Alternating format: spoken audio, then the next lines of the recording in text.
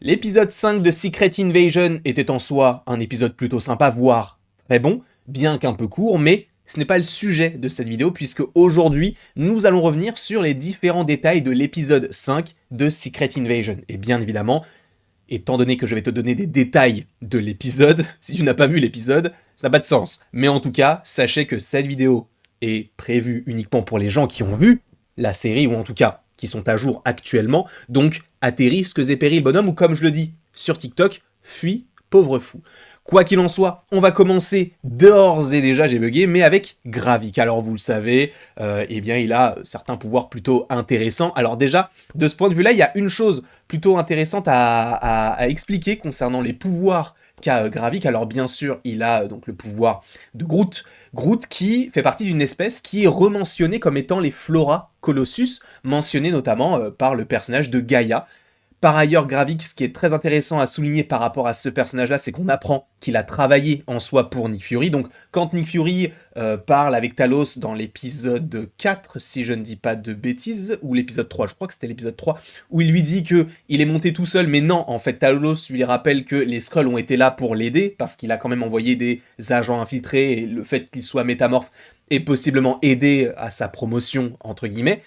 Eh bien, Gravik faisait partie de cette équipe-là, donc ce qui aurait été bien dans la série, c'est d'avoir au moins un flashback de Gravik quand il était plus jeune, qui bossait possiblement pour Nick Fury. On ne l'a pas eu, ce flashback, mais bon, peut-être qu'on l'aura dans l'épisode 6, ce n'est pas prévu pour l'instant, mais quoi qu'il en soit, concernant Gravik, ce qui est très intéressant, c'est que oui, il a travaillé pour Nick Fury, et pourquoi est-ce qu'il ne le tue pas? Parce qu'il est vrai qu'il avait tellement d'occasions de le faire, c'est un projet qu'il cache aux autres Skrulls, puisqu'il ne veut même pas l'expliquer donc à son bras droit, Brogan, et il finit même par le tuer, eh bien c'est qu'il connaît l'existence de la récolte. Et ça c'est très intéressant puisque la récolte est tout simplement donc une petite fiole que Nick Fury garde très bien cachée qui contient l'ADN de plusieurs Avengers, et lui-même le dit, durant la bataille qui a opposé Thanos aux Avengers, eh bien certains Avengers ont laissé du sang et donc leur ADN qui permet donc de récupérer, possiblement si tu as le sang de Captain America, eh bien tu peux devenir, si tu l'exploites, un super soldat. Peut-être à des degrés moindres, mais en tout cas, c'est un petit peu l'idée qu'on te propose. Par ailleurs, même dans la voiture,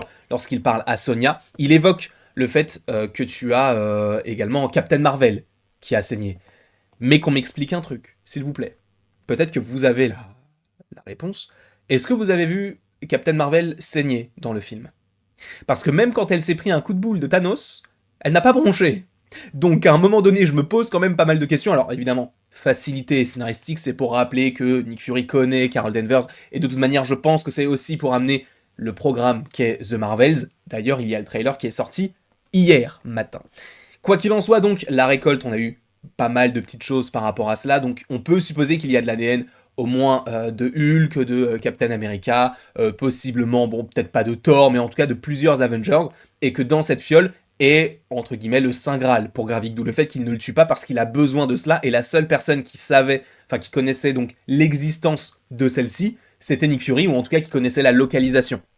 Sachant que tout à l'heure je vous ai parlé du fait que les Avengers ont laissé du sang, notamment durant cette bataille-là, une bataille qui est nommée, alors vous le savez possiblement, mais on a la bataille de New York qui oppose donc Loki aux Avengers dans Avengers 1, nous avons la bataille de Sokovie, la bataille à Leipzig, respectivement pour Avengers l'ère d'Ultron et Captain America Civil War, on a la bataille du Wakanda dans Infinity War, mais c'est vrai que pour cette bataille-là, nous n'avions pas de nom. Et ça a été mentionné donc par Nick Fury lorsqu'il parle également à Sonia, il mentionne la bataille de la Terre, ce qui est totalement logique étant donné que nous avons tous les héros et super-héros de la Terre qui viennent protéger donc leurs biens face à Thanos. Donc le fait que ce soit mentionné, je trouve que c'est plutôt intéressant, et pareil, encore les petites connexions plutôt sympathiques avec le reste du MCU.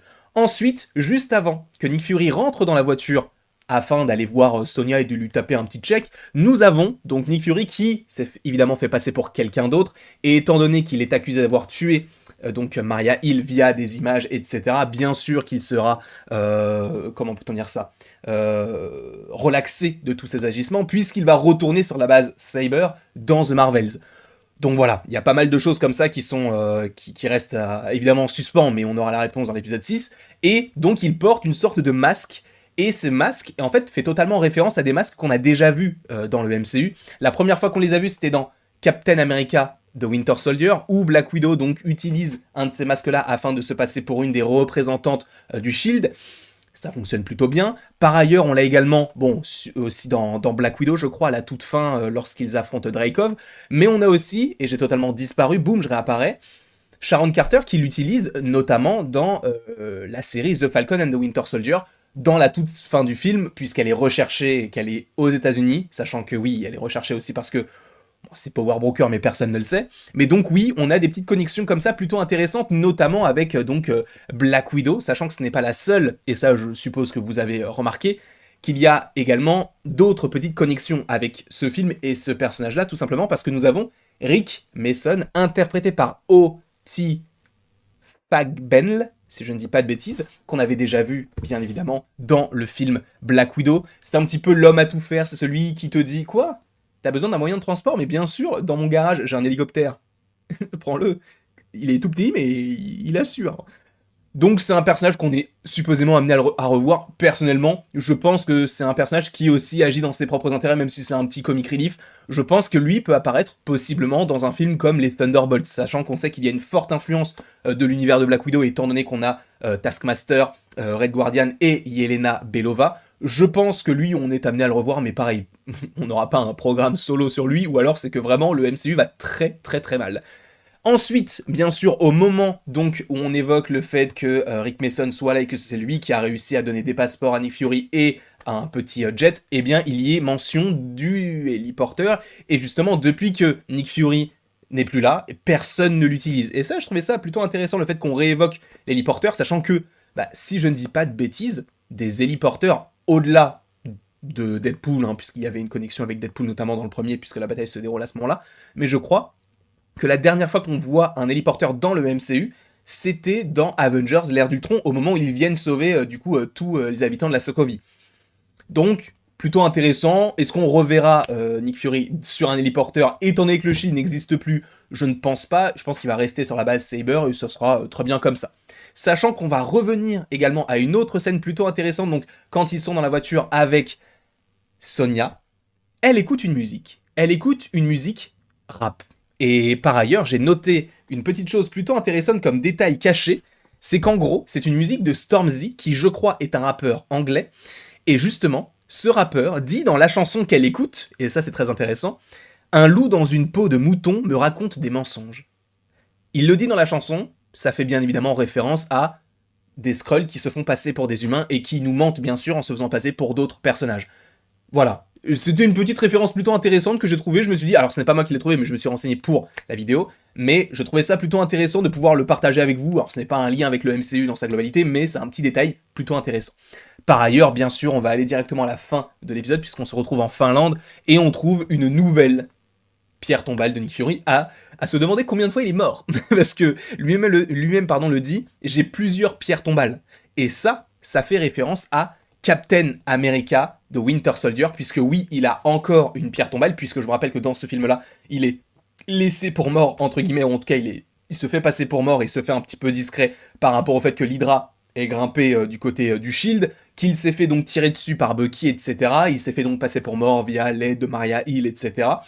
Et donc, ce n'est pas sa première pierre tombale, et ça fait référence à Captain America, le soldat de l'hiver. Et après, bon, un petit détail plutôt sympathique, c'est le fait qu'il s'habille, entre guillemets. En fait, il faut savoir que dans la plupart des séries du MCU, alors peut-être pas forcément WandaVision ou Loki, mais en général, les personnages, tu sens qu'ils vont mettre leur costume pour le 5e vers le 6e épisode. Là, c'est le cas pour Nick Fury. On a eu le cas également, je crois, pour Miss Marvel. On a eu le cas aussi pour Hawkeye et Kate Bishop. On a eu le cas pour Captain America maintenant, donc Sam Wilson.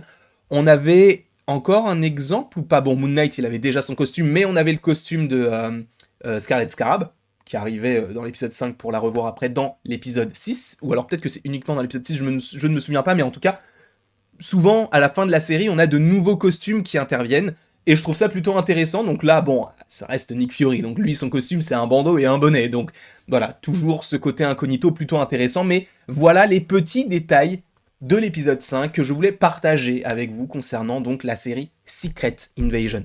Si j'en ai oublié, n'hésite pas à les mettre en commentaire, n'hésite pas non plus à aimer, à partager, donc à commenter et à t'abonner si cela t'a fait envie et si tu veux me faire plaisir. Et après tout ceci Il ne me reste plus qu'à vous dire à la prochaine pour la prochaine. Et bien évidemment, n'hésite pas vraiment à me dire ce que tu penses de la série Secret Invasion, parce que j'ai l'impression que je ne suis pas l'un des seuls qui apprécie, mais c'est vrai que soit on aime beaucoup, soit on déteste, et il y a rarement un entre-deux. Donc n'hésitez pas à me mettre votre avis sur la série dans les commentaires.